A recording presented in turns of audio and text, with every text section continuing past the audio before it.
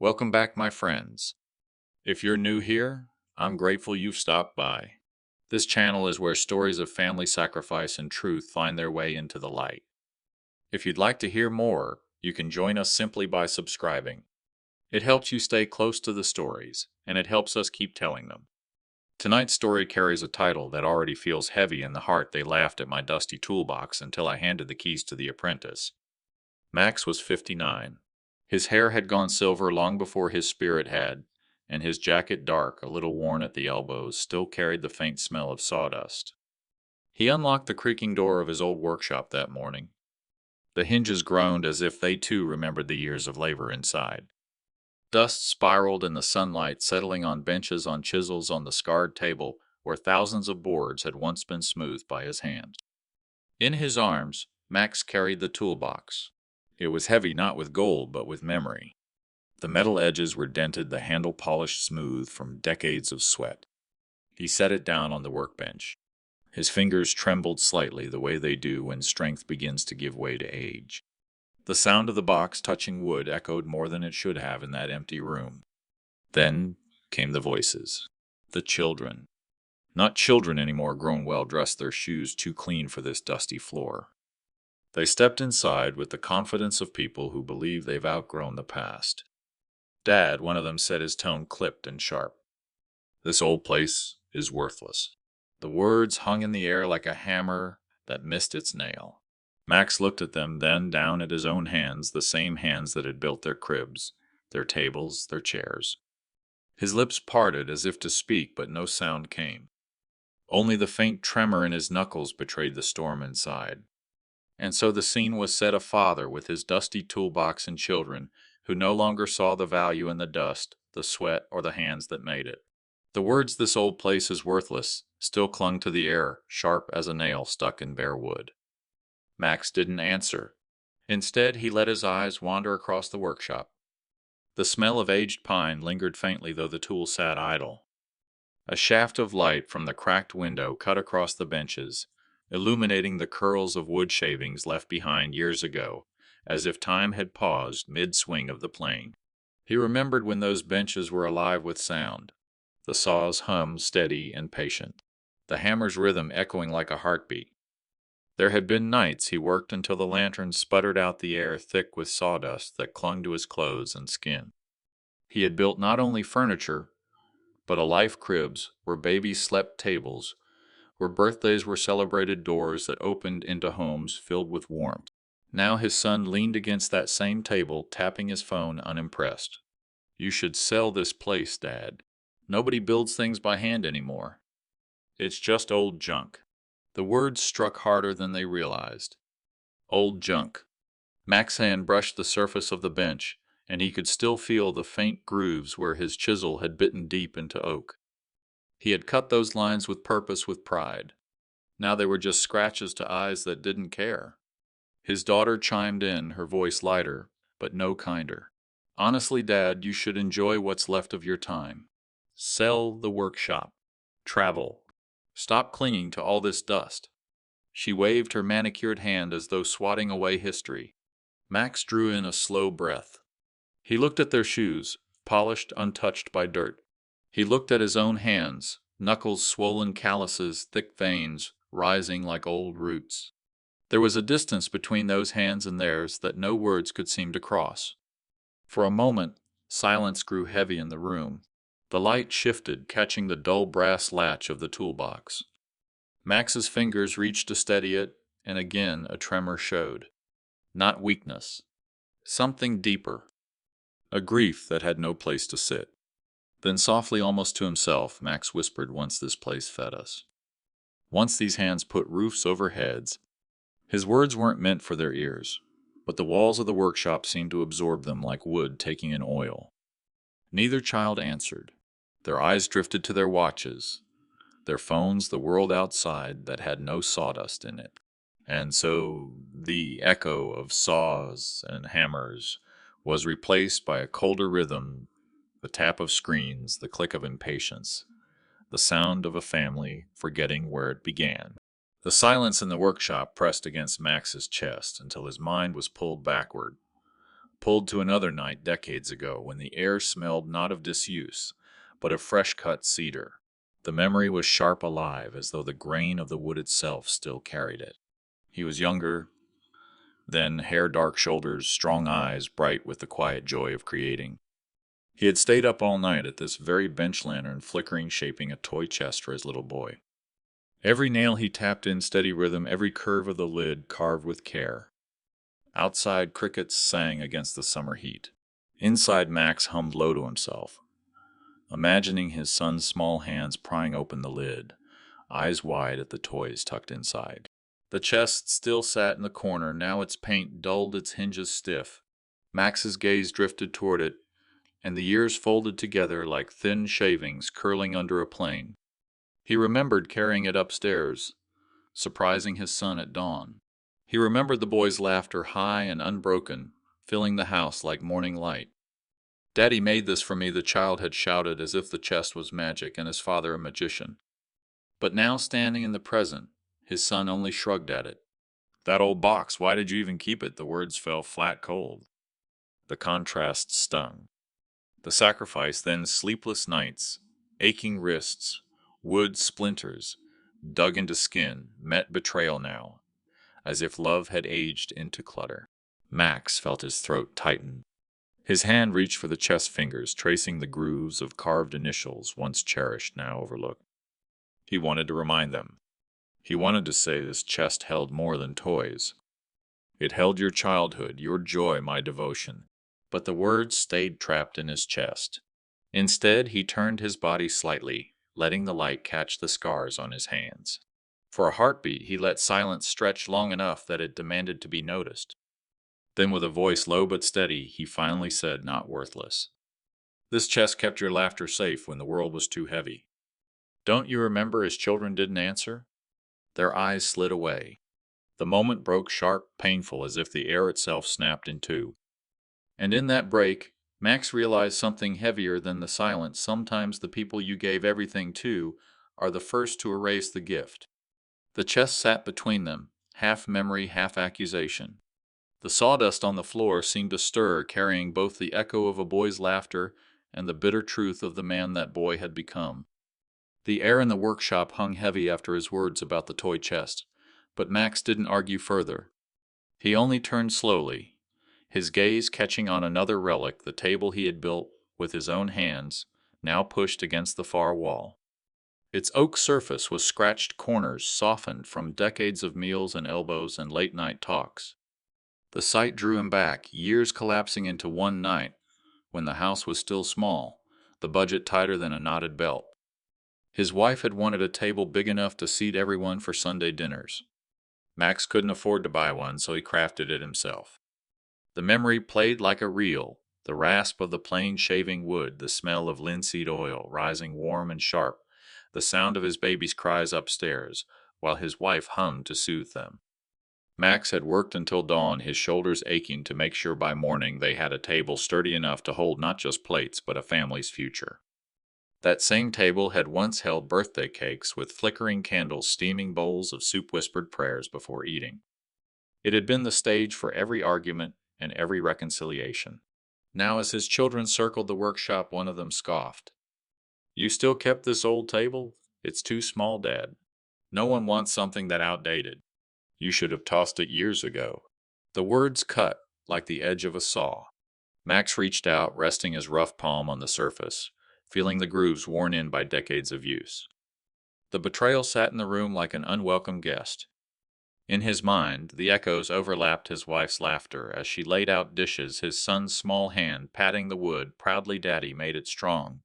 Now all he heard was dismissal. The break between past and present yawned wide, an unbridgeable canyon. I pressed my hand harder on the table, willing them to feel what I felt. My voice dropped, almost trembling, but still edged with iron. This table fed you when I skipped meals. It carried the weight of birthdays when I had no money for gifts. You call it small to me, it's as wide as every sacrifice I ever made. Their silence didn't answer, but I caught the flicker, my eldest jaw tightening, eyes darting away. For a moment, truth pressed too close for them to deny. Then the moment shattered with a scoff. Sentiment, doesn't pay bills, Dad." The dismissal landed harder than a slammed door. The table stood between them like a monument no one wanted to acknowledge sacred to one man invisible to the rest.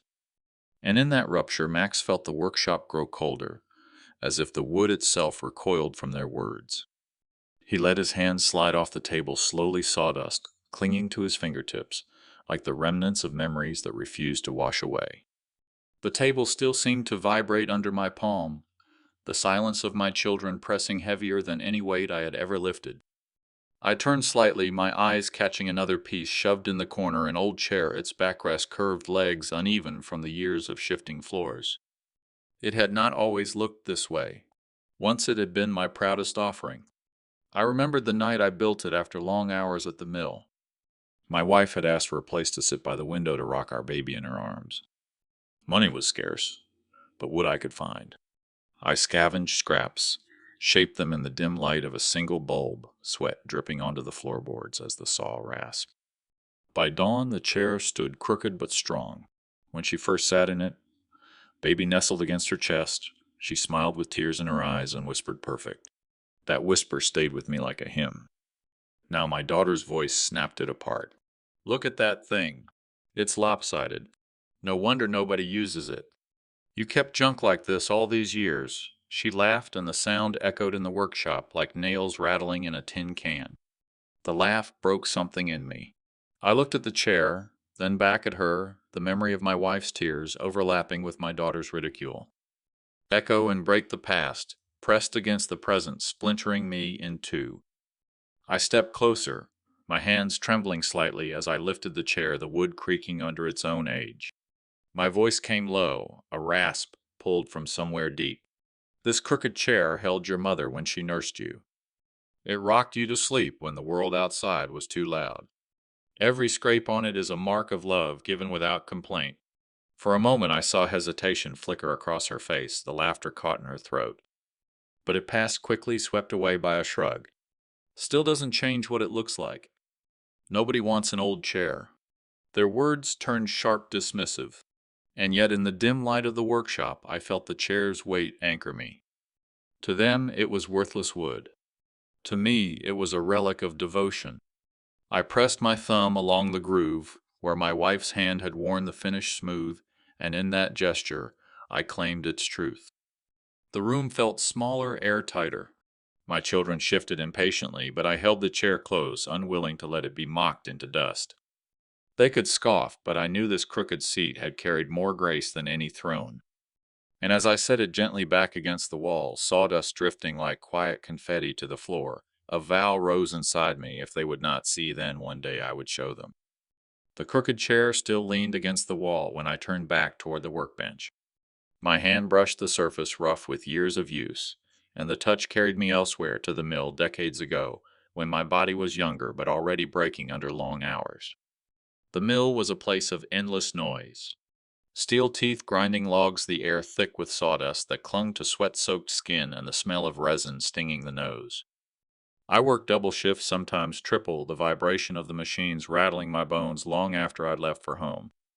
Nights blurred into mornings, my eyelids heavy, yet I never stopped. Every dollar was another tool, another clamp, another chisel I could add to the workshop. I remembered the day I brought home my first plane. It gleamed under the weak kitchen light, a second-hand purchase, but still shining to me like gold. My wife smiled, ran her fingers over it as if it were a gift of jewelry. "Now you can make something of your own," she said softly. That moment had kept me alive through many weary mornings. And yet as I laid the same plane on the bench now, my son smirked. "Dad, why do you still have this? Looks like it belongs in a museum. Nobody uses these anymore? You're clinging to junk." The word struck like a hammer. Junk. I felt a strange shift inside echo and break colliding. In one ear I heard the mill's roar, my lungs gasping against dust, the old ache in my back screaming from lifting logs alone. In the other I heard his casual dismissal, as though those nights of labor had been nothing more than wasted time. I picked up the plane. Its handle fit my palm perfectly, molded by years of use, the wood darkened by sweat. I wanted to tell him that each groove in this tool had been carved by sacrifice, that it had shaped not just wood, but the life they had been raised in. But instead, I just held it, letting the silence stretch. The weight in my hand became more than steel and wood. It became the weight of years they would never understand.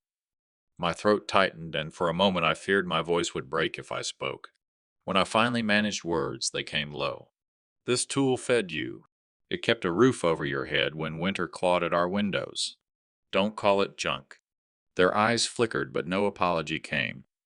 Just a shrug, a glance exchanged, and the moment passed for them. But not for me. The mill's roar still echoed in my ears, and I knew if they would not respect the sweat that built their comfort, then I would find someone who did. The workshop had grown unbearably quiet after their laughter faded down the hall.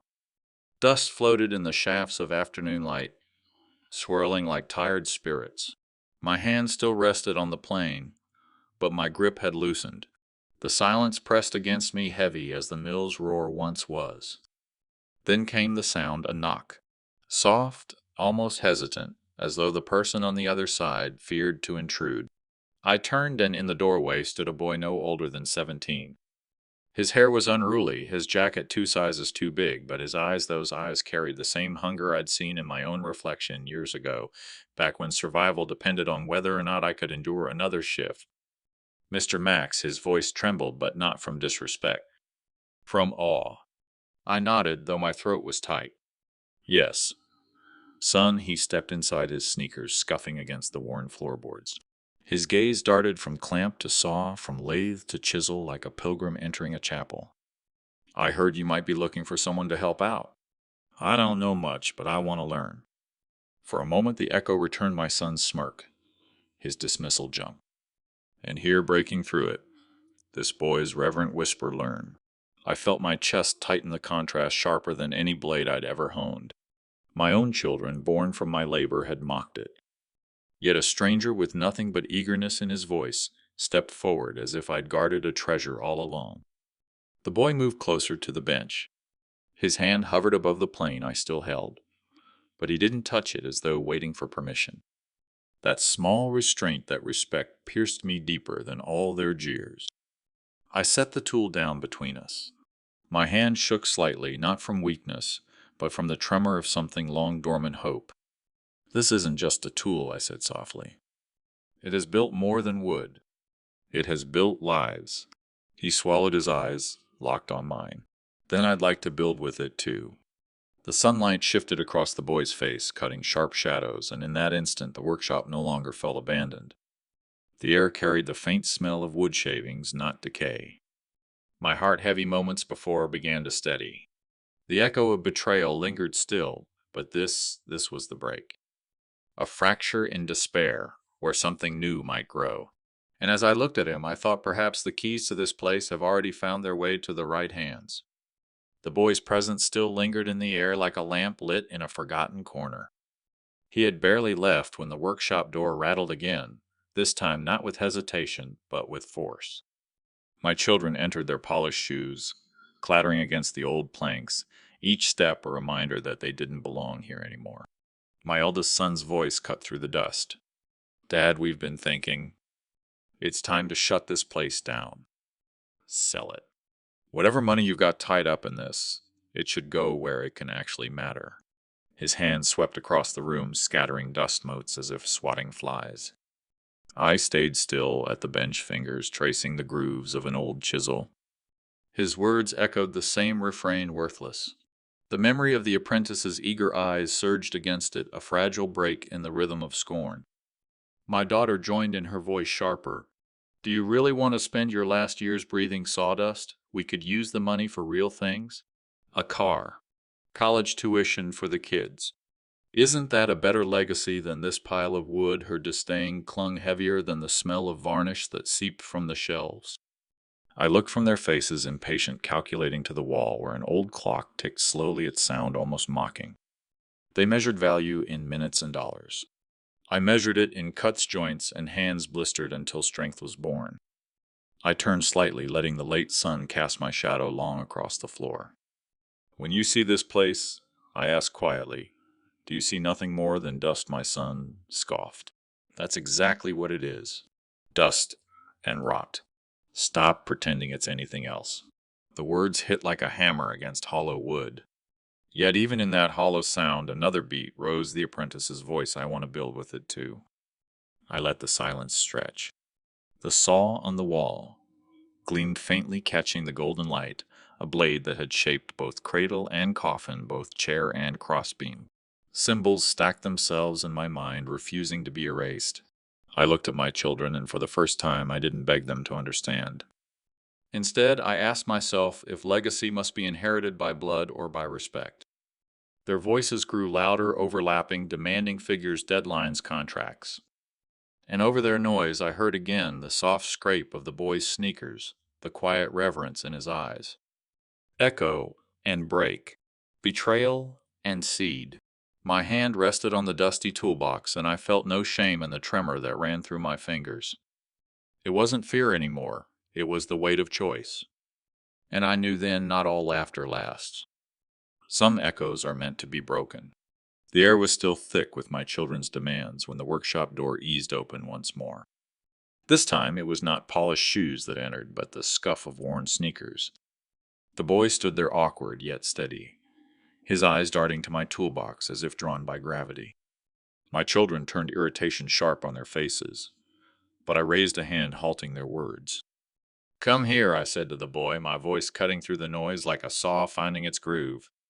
He stepped forward, shoulders tense, and I pulled the dusty toolbox onto the bench. My fingers, though trembling, found the latch, and with a click the old lid creaked open. Inside the tools rested like sleeping soldiers' chisels, with their worn wooden handles, a hand plane smoothed by decades of palms, a tape measure with faded markings. My children scoffed at the sight, one muttering relics. But I watched the boy's eyes widen, his breath catch. Reverence filled the silence. I lifted a chisel and pressed it gently into his hands. His fingers curled around the handle with a hesitance that bloomed into care. "Try," I whispered. He looked at me, then at the piece of pine resting on the bench. Slowly he lowered the blade, pushing with both hands. The scrape sang low and true, a ribbon of pale wood, curling upward like a note carried by the wind. For a moment the entire room shifted. My children's laughter faltered. Sawdust rose in a soft cloud, golden in the slanting light, and in that cloud I saw the faces of my own father and grandfather, men who had held the same tools, whose sweat had darkened the same bench. The boy's eyes lit not with greed, but with awe. He looked at the shaving of wood he had created as if it were treasure itself. My chest tightened. Here was the echo sacrifice reborn. "Do you see that?" I turned to my children, my voice rising. "That is not dust. That is legacy breathing." But their silence told me they did not see. The daughter folded her arms. The son rolled his eyes. Their vision was fixed on dollars, not on hands shaping hope. I leaned closer to the boy, my words meant for him alone. "Respect the tool, and it will teach you." His nod was small but certain. The rhythm had broken their scorn against his reverence, their dismissal against his careful touch. In that break, I found clarity. My legacy would not rot on shelves, it would live in hands that cared to carry it. And as I closed the toolbox again, the sound rang like a gavel. The decision was forming, heavy and sure, though I kept it quiet, tucked beneath the beating of my heart. The scent of pine still lingered in the air when my children's voices rose again, sharper than chisels against stone. The boy stood at my side, hands clasped, eyes lowered in respect, while across from us my son jabbed a finger toward the toolbox I had just closed. "Dad, enough with these games," he snapped. "This place is worthless. Sell it. Take what you can and stop dragging us down with your old wood and dust." My daughter chimed in, her tone dripping with impatience. "He doesn't see it, brother. He thinks these scraps mean something. But money is the only thing that matters now." Their words came in echoes, each one a hammer blow. Scrap. Worthless. Dust. My knuckles whitened on the lid of the toolbox, the grain biting into my skin. I felt my hands tremble, not from weakness, but from holding back the flood within me. I turned my gaze to them slowly, my eyes catching the flicker of light from the hanging bulb above the bench. "Worthless?" I asked, my voice steady, though it carried the crack of years behind it. Do you even know what built this roof above your heads? Do you know how many winters were kept warm by these so-called scraps? They said nothing. The silence was heavy, broken only by the soft rasp of the boy shifting his feet, the sawdust crunching beneath his sneakers. I lifted the toolbox again, placing it firmly in the center of the bench. The sound reverberated like a drumbeat. If you believe this is worthless, I said, my tone sharpening, then prove to me you can build without it. Take any tool. Show me. Their eyes darted to one another, uneasy, unprepared. My daughter scoffed and looked away.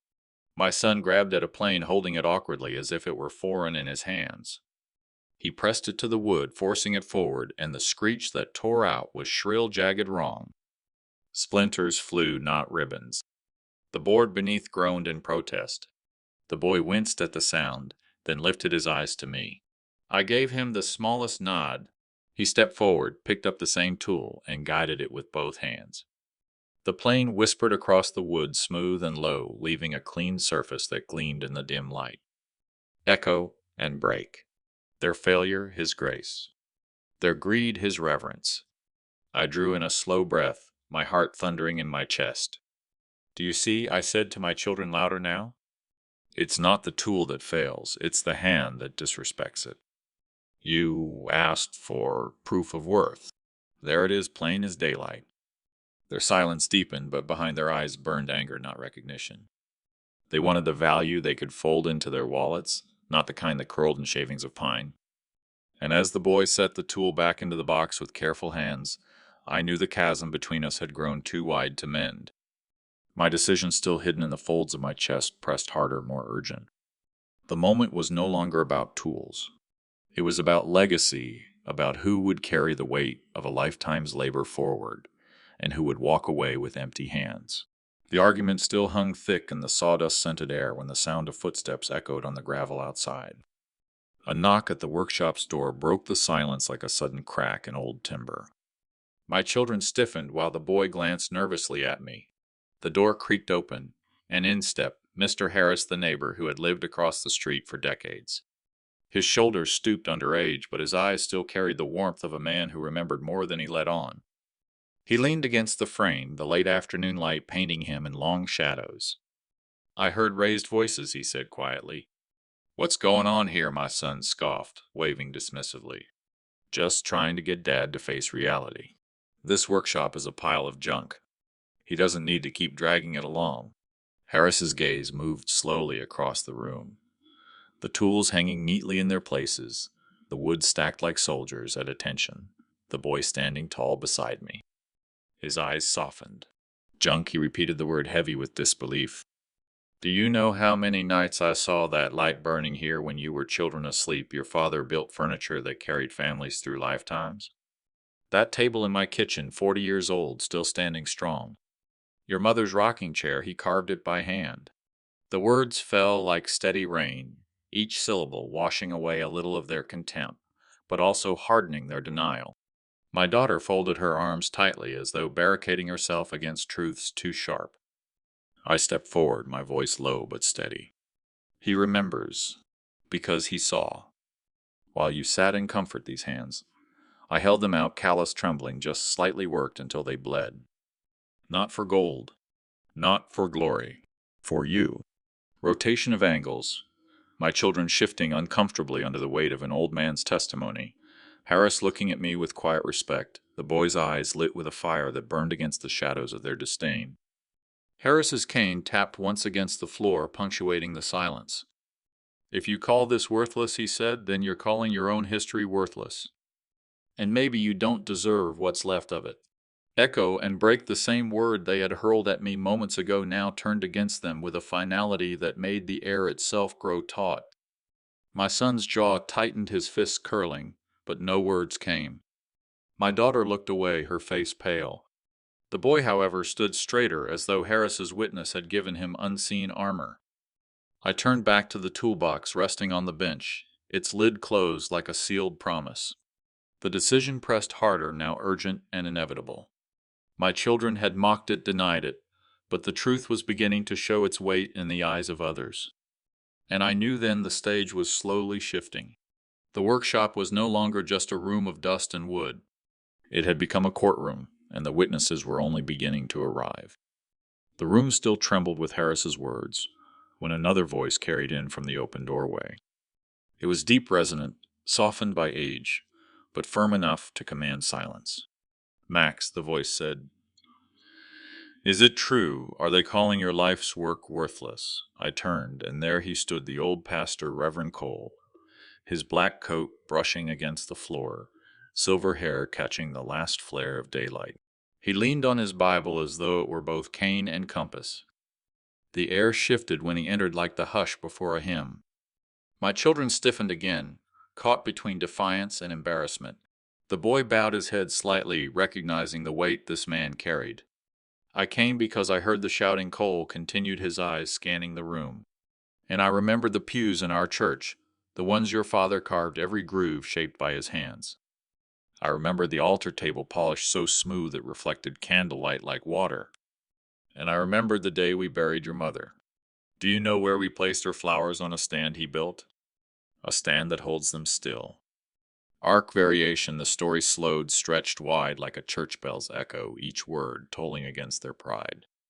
My son opened his mouth to object, but the pastor raised a hand, silencing him without a word. "Worthless?" Cole asked, his voice breaking the air. "Then what do you sit on when you kneel to pray? What do you rest your arms on when you bow your head? Your father's work surrounds you, even when you forget to see it."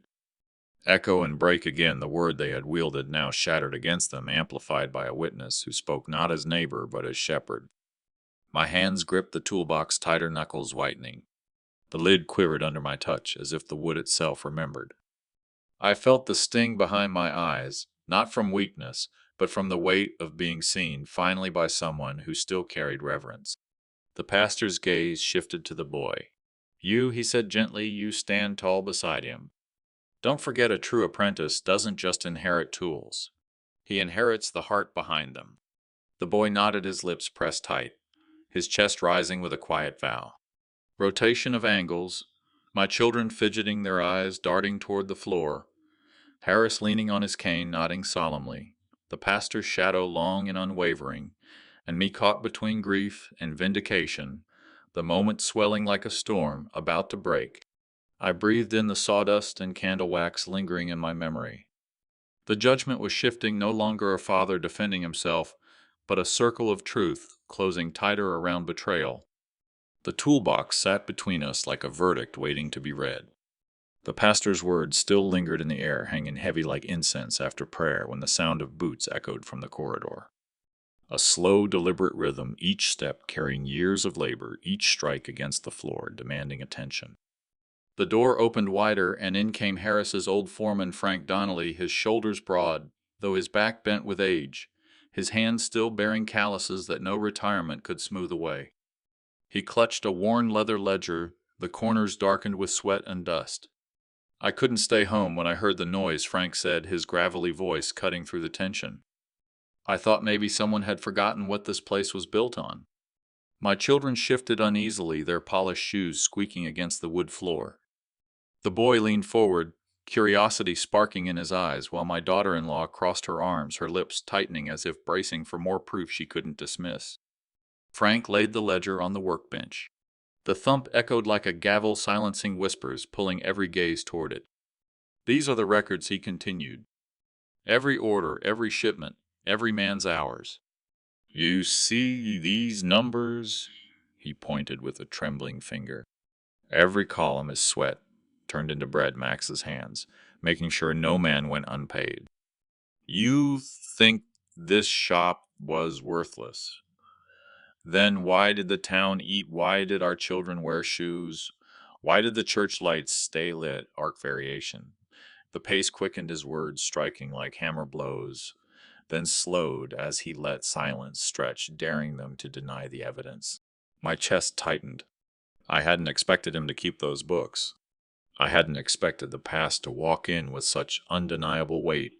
"You called him nothing," Frank said, his eyes narrowing at my eldest. "But I saw him working nights after everyone else went home. I saw him cut his own pay to cover a sick man's wages. You stand there talking about worth as if it's measured by shine on a suit." Let me tell you, worth is when a man's name makes others eat. Echo and break the accusation mirrored back, sharper, impossible to ignore. The boy beside me clenched his jaw, his small fists balling tighter. His eyes darted between the ledger and my face, and I knew he was starting to see to understand. Rotation of angles, Frank's gnarled finger on the ink-stained page, my daughter-in-law's shifting eyes betraying unease, Harris's silent nod of agreement, the pastor's hand resting on his Bible like an oath, and me trembling slightly, my hand brushing the edge of the toolbox, grounding myself in wood and memory.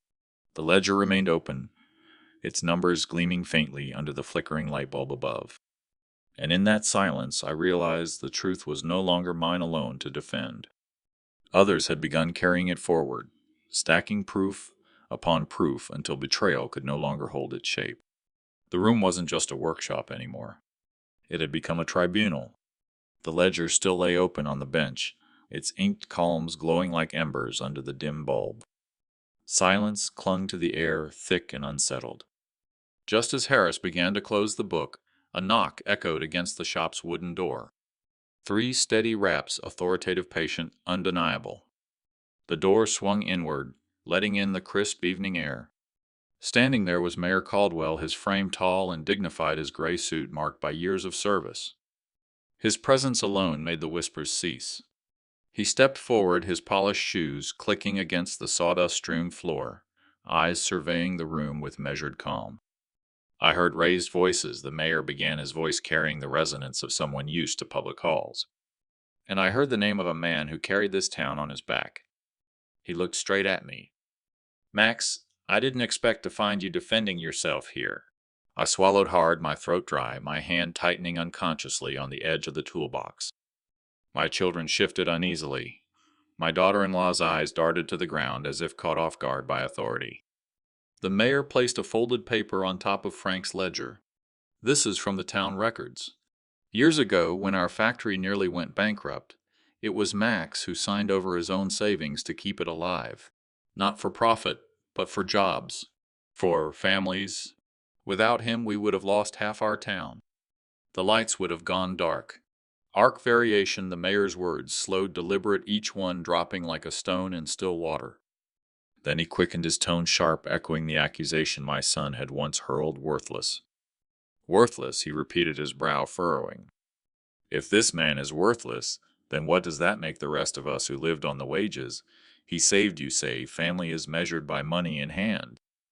I say it's measured by the bread on the table, the roofs that stood, because one man refused to let them fall." Echo and break my son's insult, now reborn as an indictment. The boy beside me sat straighter, his small hands no longer clenched in fear, but resting calm upon the bench. His eyes shone not confused, but proud. Rotation of angles, the mayor's voice booming, cutting through the dusty air.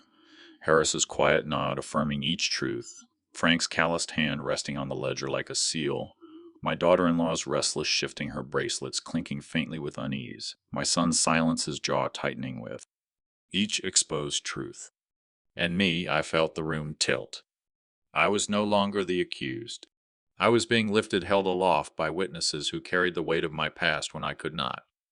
My chest rose, my hand steadied on the toolbox, and I whispered inwardly, "They are beginning to see." The mayor let the silence stretch, then looked at my son directly.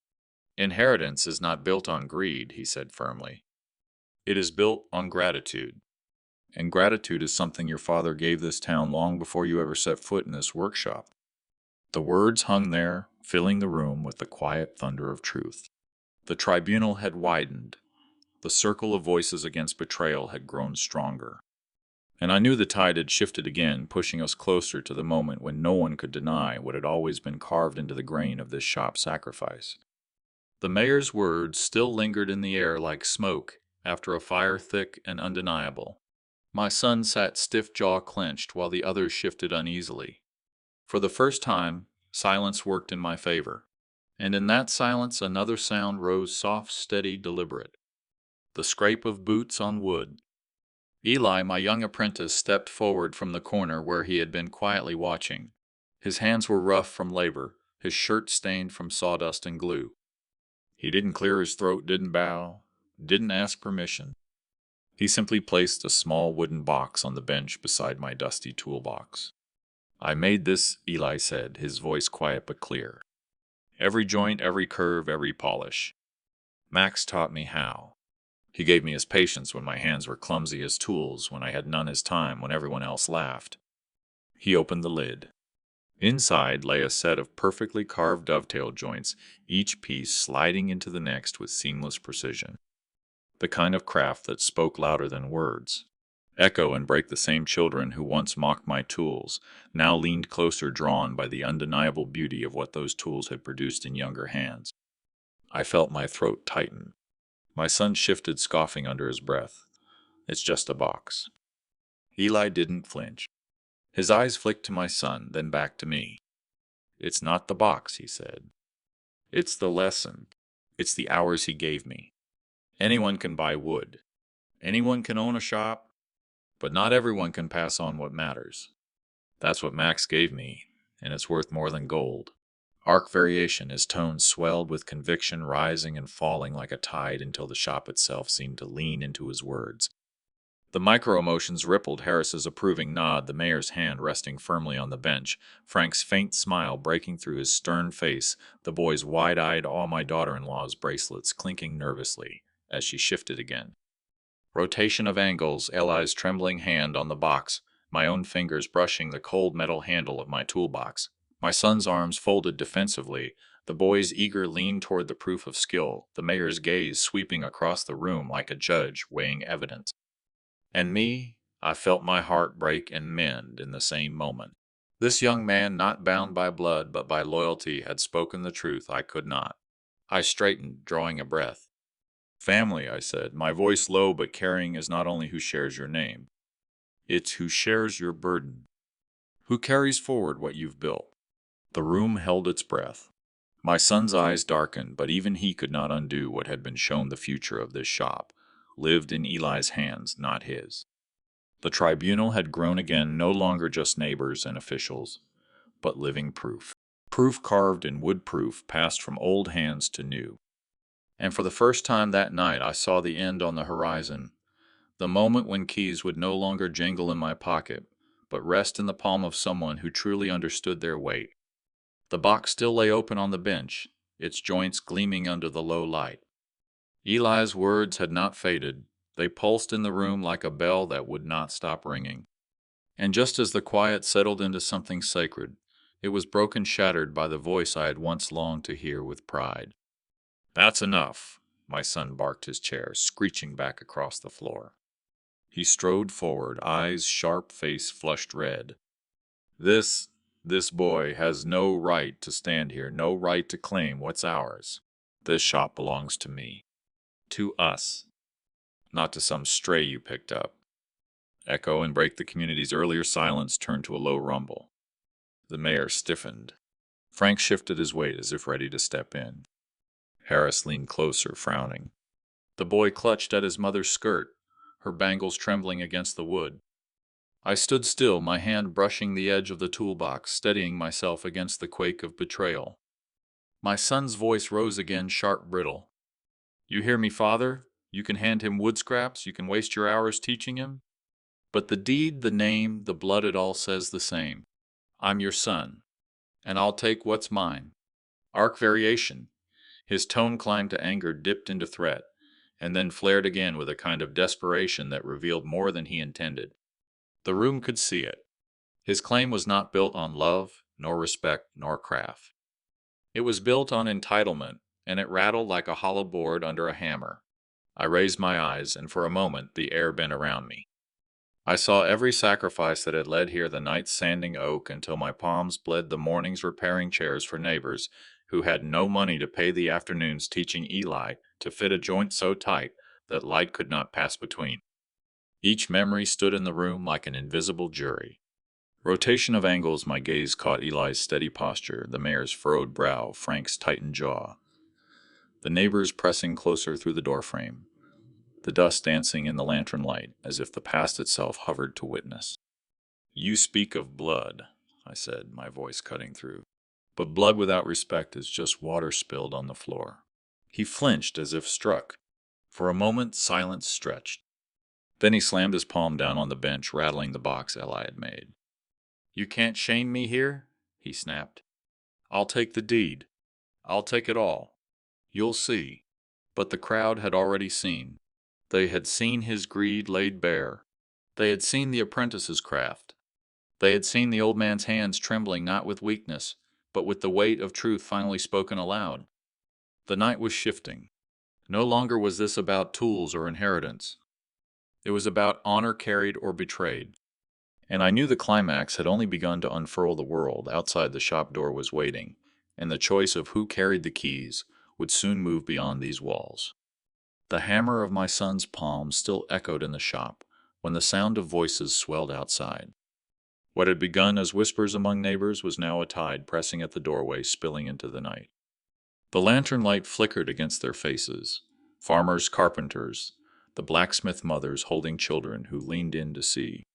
The shop walls could not contain what was unfolding. Frank stepped forward, his boots scraping the floor.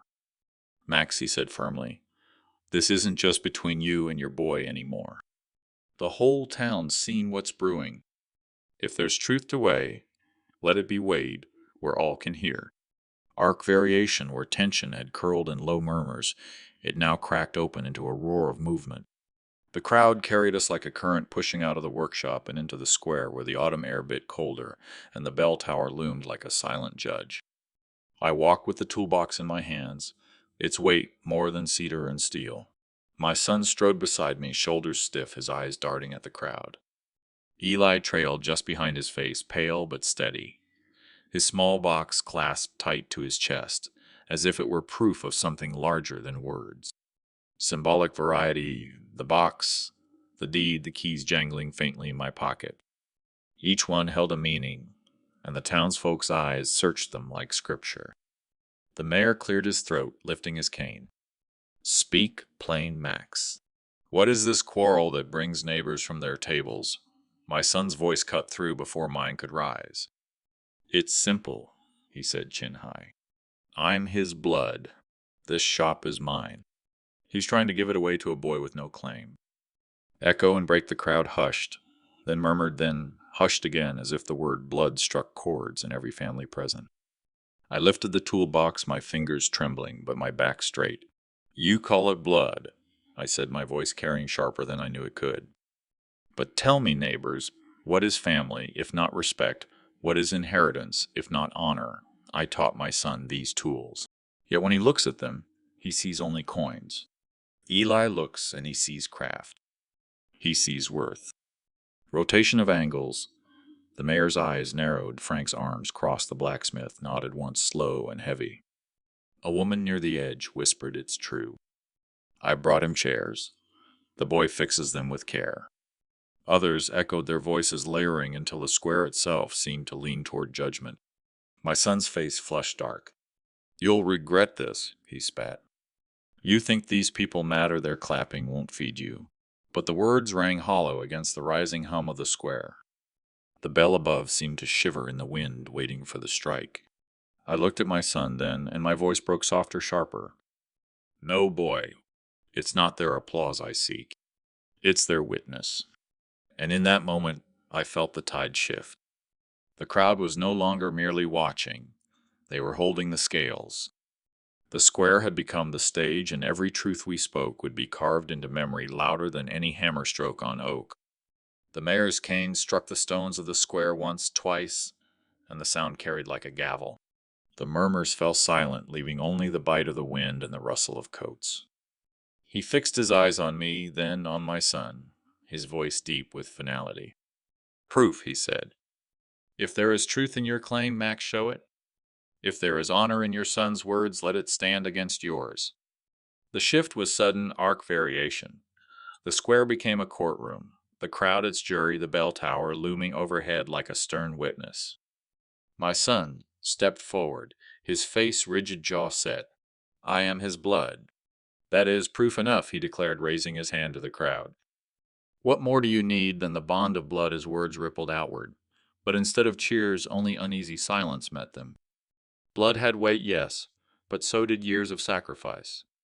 Echo and break silence, then the clang of something heavier.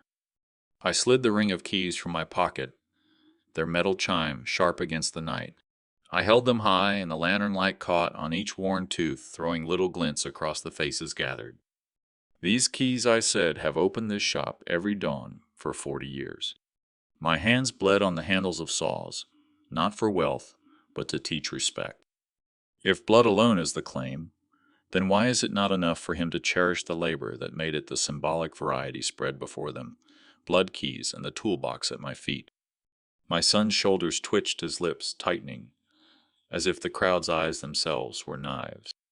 Rotation of angles, the blacksmith shifted closer, his great hands folded. "I've seen that boy, Eli," he rumbled, voice like iron on anvil. He came to my forge, asked how hinges breathe.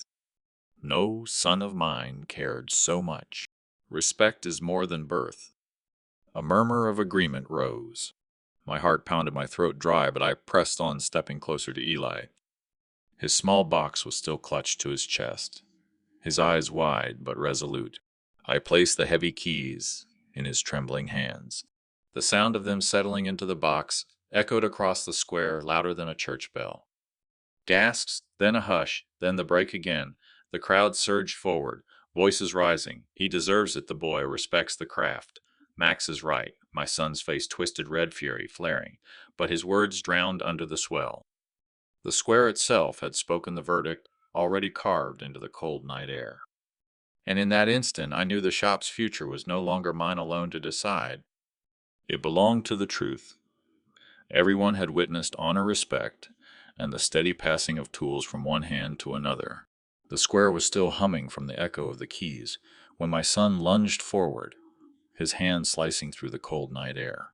His palm cracked against Eli's box, sending it tumbling, the keys spilling like coins across the cobblestones.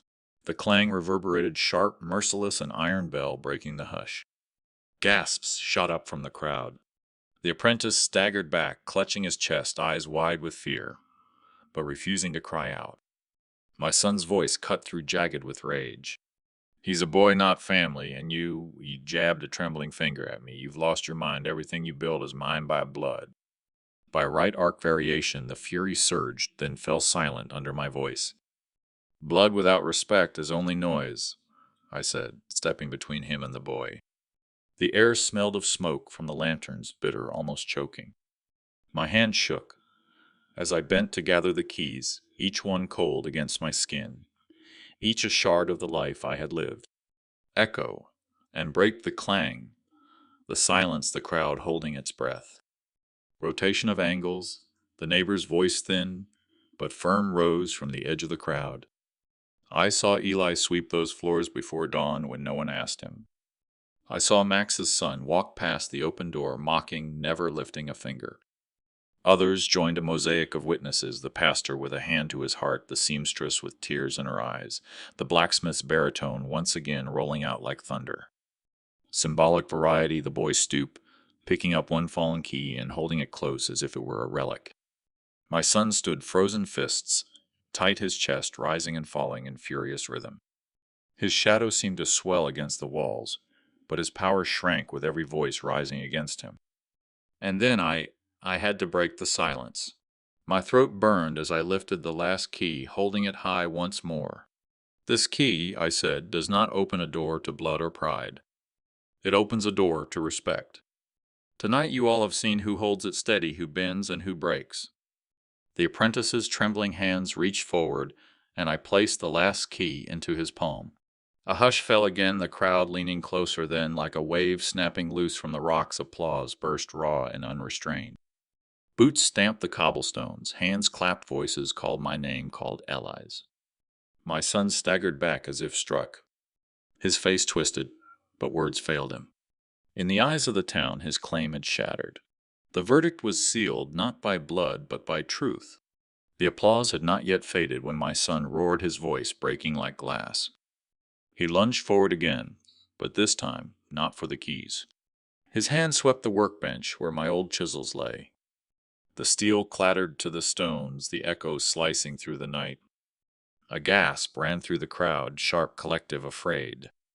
Arc variation, the noise of steel against stone, then the silence of held breath. His eyes were wild, the lantern light painting them red. "If I can't have the shop, no one will," he shouted, lifting one of the heavier hammers high above his head. His arm trembled, veins straining. The crowd recoiled. Eli froze, clutching the keys against his chest, but I stepped forward before fear could take him. I raised my hand. "Stop." My voice carried low but unyielding.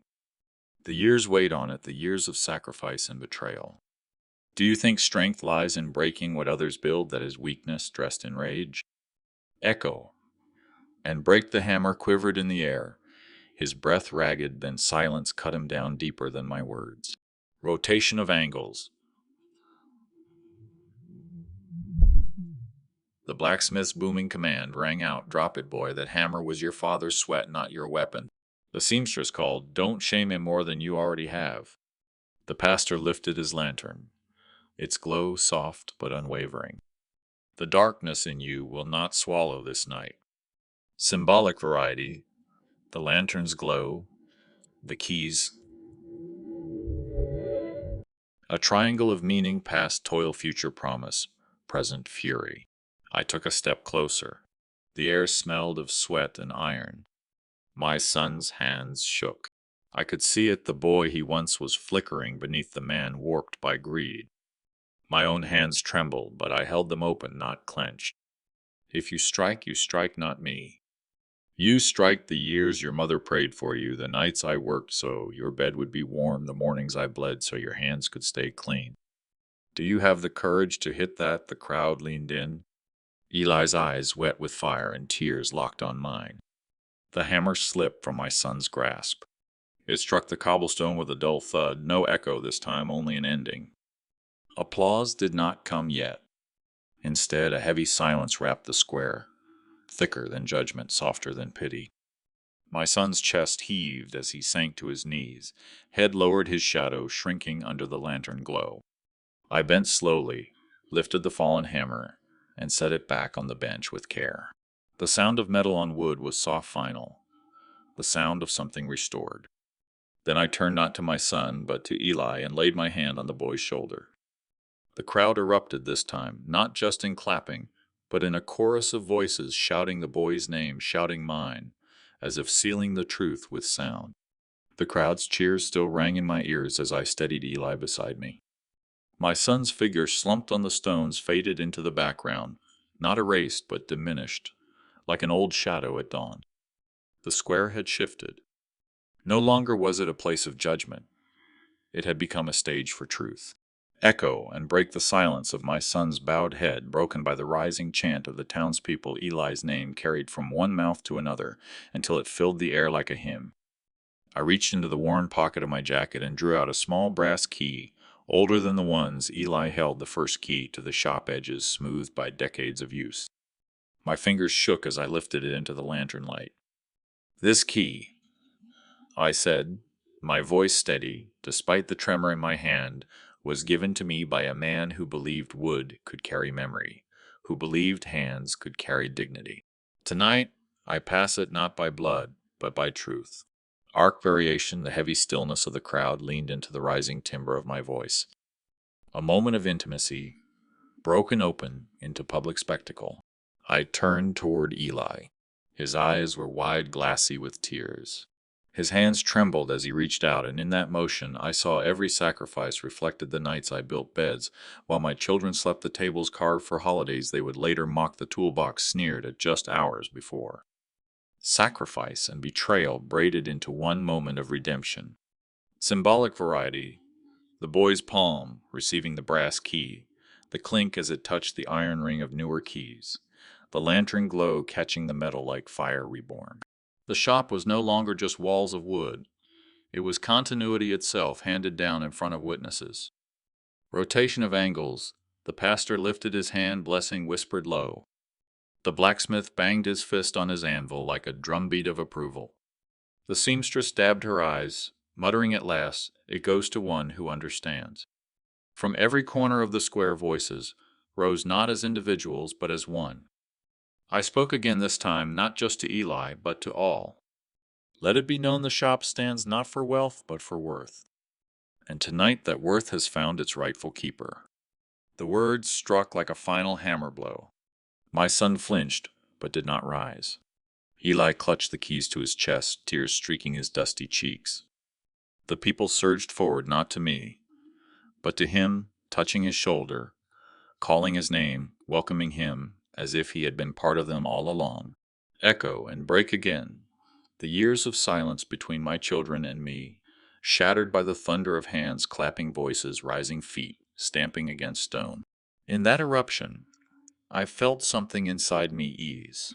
A knot loosened, a weight lifted. I looked up. The lantern flames flickered against the night, their smoke curling into the stars. I whispered to the darkness, but also to my wife long gone. It's done. The shop is safe. He will carry it. The crowd's roar did not diminish. It grew, swallowing the square, until even my trembling hand steadied. The roar of the crowd rolled on, but as I raised my hand, the square settled into a hush. The night air was thick with smoke from the lanterns, each flame swaying as if to mark the rhythm of our breaths. I looked from the faces of neighbors to Eli's trembling hands, still clutching the keys like they might vanish if he let go. Echo and break the hush of expectation, broken by a single slow clap from the pastor. One sound, then two, until the square was again alive, this time not in chaos, but in rhythm. Applause, not mockery. Applause, not demand. Arc variation, the earlier chaos of shouts and accusations had shifted. Now the sound was steady, reverent, almost ceremonial. The same people who once doubted me leaned forward, eager to witness the seal of this moment. I turned toward Eli. "Open it," I said, my voice carrying through the night. His breath caught, but he nodded. Step by step he moved through the crowd as they parted like water. The iron latch of the workshop door groaned as it had so many times under my hand, but this time it was his grip, his authority. The door creaked open. The smell of cedar varnish and decades of dust spilled out, filling the square. It was as if the past itself had come to bear witness. People leaned in their eyes wide, watching the torch pass in real time. Symbolic variety tools gleamed on the walls, not as relics, but as extensions of work long done. The great oak table, scarred from years of chisels and sawdust, stood like an altar. Above it, my father's hammer hung from its nail-light, catching its steel head. Eli stepped inside and touched it with reverence as if it were holy. Rotation of angles, the widow at the edge of the crowd whispered that was the hammer that built my cradle. The blacksmith muttered that saw cut the beams of my roof. A younger man pointed eyes wide, that bench, that's where he carved the toy horse I still keep. The workshop wasn't mine alone. It was stitched into the lives of everyone here. I stepped across the threshold and stood beside Eli. "This is what they laughed at," I said softly, my eyes finding my children at the back, their faces pale. "This dust, these tools, these walls. They thought worthless. But see how the people know them. See how the people honor them." Echo and break silence, heavy and thick, shattered by Eli's voice. He turned to the crowd, keys still in hand, and said, "The shop isn't just a place. It's a promise." His words cracked raw with youth, but they struck truer than polished speeches ever could. The crowd erupted again, a wave of sound, pressing against the workshop walls, shaking loose, the dust filling the rafters. Applause, cheers, blessings shouted over one another. A living chorus that consecrated the handover. In that moment, I felt the arc crest. My betrayal had been swallowed by this public truth. The sacrifice, once hidden in sawdust and silence, now lived in Eli's trembling voice, the people's thunderous affirmation, the tools shining as if awake. I closed my eyes, my hand on the oak table, the rough grain pressing into my palm. For the first time in years, I felt not the ache of loss, but the calm of continuity. The roar of applause slowly ebbed, leaving in its wake a different silence, one that was sharper edged with the weight of unspoken truths. My children stood at the fringe of the square, their clothes neat, their shoes polished, but their faces betrayed them. Eyes darted, jaws tightened, lips pressed thin. They had watched the keys pass from my hand to Eli's, and with it the ground beneath their own feet had shifted. Echo and break the cheers, still echoing off the workshop walls, clashed against their silence. That break was louder than any applause. Arc variation, where the crowd's voices rose like a hymn, their stillness was a void, a refusal, a wound. The rhythm of the night split celebration on one side, shame on the other. I saw my son glance away toward the road, as though escape might erase what had been witnessed. My daughter's hand gripped her purse so tightly that the leather bent under her nails. They had called this place worthless, yet now it had become the very altar of their humiliation. Symbolic variety, the workshop door stood wide open, lantern lights spilling across the square, illuminating the dust in golden flecks like tiny stars. Behind that glow, Eli's frame stood steady, outlined against shelves of tools that whispered of generations. In contrast, my children's shadows clung to the far edge of the square, dark, restless, shrinking back from the light. Rotation of angles, I caught the eyes of a neighbor, the retired teacher who had once scolded me for letting my kids think money could measure worth. He shook his head, muttering, "They don't see it, do they? They don't see the truth." Another angle, the baker wiping flour from his apron, said quietly to the widow, "Eli looks more like a son than the blood standing there." Every voice in the crowd pressed their judgment silently or aloud, and my children stood beneath it all. I turned, facing them fully now, and for the first time tonight I spoke directly to them. "You wanted treasure," I said, my voice carrying into the tension. "But treasure isn't in coins or land deeds. Treasure is in the lives built by these hands and the trust carried on in the respect of those who know sacrifice." My words weren't shouted, but they fell like stones in still water, sending ripples through the crowd. Echo and break, Eli stepped forward, lifting the hammer from the wall. He held it up, and for a moment the square was lit not by lanterns, but by memory. His hands trembling, his eyes glistening, he said, "This isn't just his tool. It's the weight of every promise he ever kept." The break was the crowd's gasp, followed by the rolling wave of their affirmation. I saw my daughter flinch at the words, my son lower his head. The break had reached them too. Their silence was no longer a weapon, but a shield too thin to withstand the truth standing before them. Arc variation, the night surged again, the rhythm shifting back to celebration as the people clapped, some chanting Eli's name, others calling blessings for me. The air was alive with sound, but inside that noise I saw the fragile collapse of the pride my children had clung to. I looked one last time at their faces, faces caught between fury and shame, and I knew the legacy had already chosen its heir. The crowd's applause still rolled like thunder against the old walls, but in its wake came another sound, sharp, bitter, cutting through the celebration. My son's voice rising from the edge of the square. "So this is it," he spat, his words trembling between anger and desperation. "You hand it all to some apprentice. While your own blood stands here, you think respect will feed us. You think honor pays bills." His hands sliced the air, his jaw clenched, his eyes searching for allies in the faces around him. Echo and break, the echo of the crowd's cheers still lingered in the night, but his words broke it like glass underfoot. The silence that followed was not for him, but against him. Even the crickets seemed to still their song. Arc variation, the rhythm of the gathering, turned jagged, shifting from unity to confrontation. Every breath seemed to hang in suspension, waiting to see what would collapse first, his fury or my resolve. Symbolic variety, he stood there under the lantern light, his fine shoes gleaming, his pressed shirt immaculate, but his face was red with rage, his shadow thrown long and distorted across the dirt. In contrast, Eli still held the hammer to his chest, its wooden handle catching the golden glow like a relic of faith. Between them stood the toolbox, dusty and quiet, like a witness too old to speak, but too true to deny. Rotation of angles. The widow whispered from her porch, "A son who forgets his father's hands is poorer than any beggar." The blacksmith beside her rumbled, "Blood is not the only bond. Respect is the truest kinship." Their words traveled in low murmurs, circling my son like invisible chains. I stepped forward then. My heart pounded, but my voice was steady. "You laugh at what you never built. You mock what you never carried. This workshop fed you, clothed you, gave you warmth when winter bit through the walls. And yet you stand here thinking only of gold. He tried to interrupt, but I lifted my hand, rough, scarred, still trembling, and the crowd hushed again. Blood without respect is nothing, I said. But respect earned and given makes family out of strangers. Tonight everyone here knows who stood beside me when the beams sagged, when the roof leaked, when the debts nearly crushed us. And it wasn't you. Echo and break the crowd erupted again, their voices crashing like waves.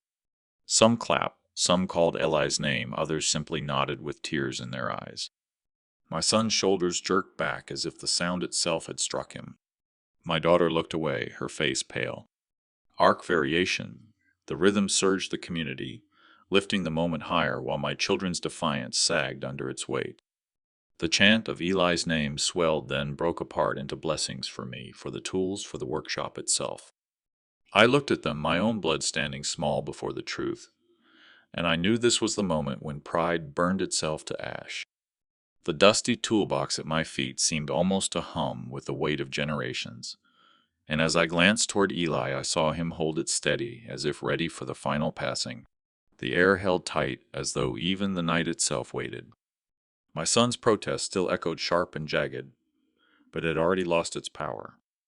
What remained was the weight of the moment, the toolbox sitting between us like a sealed truth, waiting to be spoken. I bent slowly, my knees stiff, my hand hovering above the lid. My fingers brushed the old wood. The dust lifted in a faint cloud, shimmering under the lanterns like smoke rising from an altar. My heart thudded once, then twice. This was it. I lifted the toolbox. Its weight pressed into my bones, heavy with years of nails, sawdust, sweat. My son's eyes locked on it, desperate, as if gold might spill out once I opened it. My daughter's gaze flickered, torn between shame and longing. Arc variation, the rhythm slowed. Every breath in the crowd grew shallow, every eye sharpened. The widow clasped her hands tighter, the blacksmith leaned forward. Eli stood rooted in place, his chest rising and falling like a drum. Then I turned not to my blood, but to the boy who had carried my tools when no one else cared.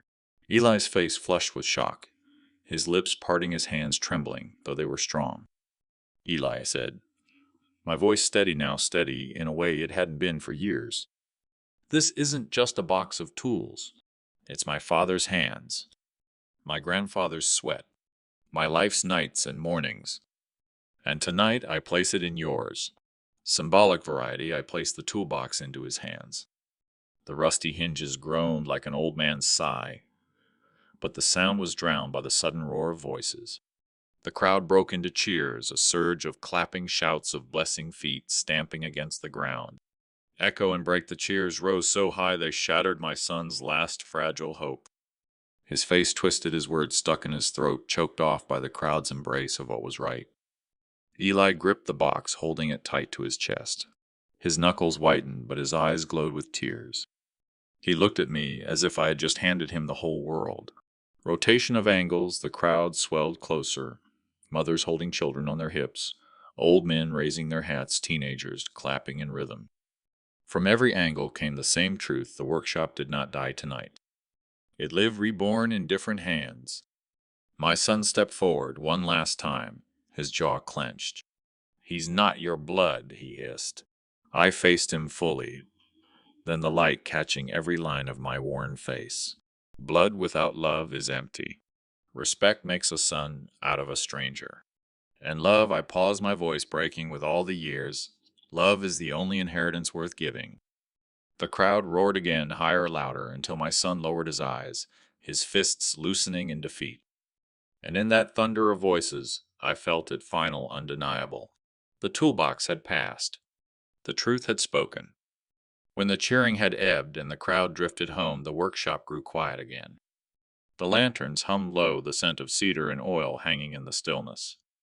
Eli stayed behind, standing near the workbench, as if afraid that moving would break the spell of what had just happened. I touched his shoulder. This place is yours now. Keep it alive. Not with money, not with show, but with the care of your hands. He nodded, voice trembling. I will, sir. I promise. I left him there among the tools, a new chapter waiting to be written. The night air was cool as I walked the path home. Gravel crunched under my boots. The sky opened wide above me, and for the first time in years, my heart felt light. At home, the table was set for one. A single plate, a single cup. I sat down, resting my hands on the worn wood. Across from me, I imagined her, my wife, her soft smile, her patient eyes. I spoke into the silence, into the memory of her presence. They laughed at the toolbox love. But tonight they saw it for what it truly is. They saw us. I closed my eyes. For a moment I heard the faint clink of her spoon, smelled the broth she used to stir, felt her warmth filling the space. And then only silence, but a silence full of peace. The world outside would go on, my children would face their own reckoning. Eli would build with steady hands, and the workshop would live. But for me, the chapter had ended as it should. I lifted my cup, gently whispered, "Now they know." Thank you, dear listener, for walking this road with me. May your own table always be filled with respect, your home with love, and your family with health and happiness. Until we meet again, take care of each other.